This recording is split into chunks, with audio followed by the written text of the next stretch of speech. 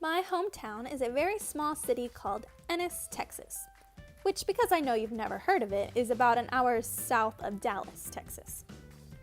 I don't technically live within city limits or technically live within a neighborhood.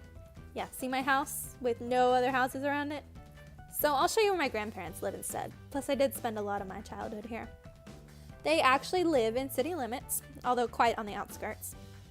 And now Ennis probably doesn't ring any sort of bell for you, but perhaps you'll recall that one town in Texas in 2011 where over 100 people tested positive for tuberculosis.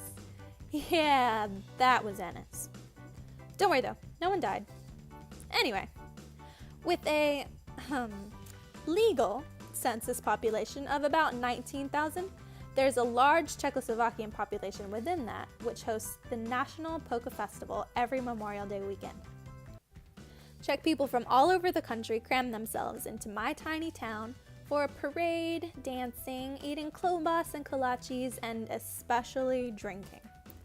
The second largest percentage of the population is Mexican, lending to a very wide usage of the Spanish language, muchos tamales y elotes, and to the primary practice religion being Catholicism.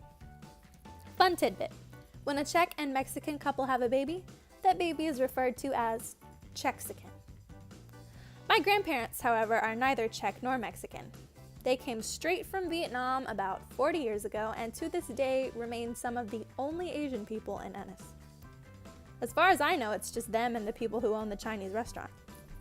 The poverty rate here is at 25%, which is unfortunately higher than the national average of 14.7%.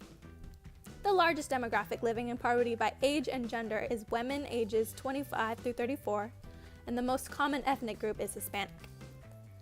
About 45% of the inhabitants are employed, with the median household income at $41,305, less than the national median household income of $57,617. Wages earned by gender are, as per usual, less for women. Men make close to 1.4 times more than their female counterparts, but I'm not salty. This chart shows the top 5 most common occupations in the county, and if you'll notice, the red bars that represent women are all shorter than the blue ones representing men. Ha! Yeah, maybe I'm a little salty. My mom falls into this center category. She teaches 2nd and 3rd grade bilingual students at my old elementary school. My father teaches English to sophomores and seniors at my old high school. And yes, he was my English teacher for 2 years. Luckily, both their jobs were safe from budget cuts the school district faced a few years ago. The same year TB broke out, funnily enough. Not a great year for us. EISD students and faculty both continue to face the consequences of these budget cuts. Kids are less motivated to learn, and about 6% of students don't graduate, which is actually better than the national and state graduation rates, but still not an ideal 100%. Additionally, the kids that do graduate may do so at the bare minimum or using a credit recovery program called Horizons, which keeps at-risk students from dropping out.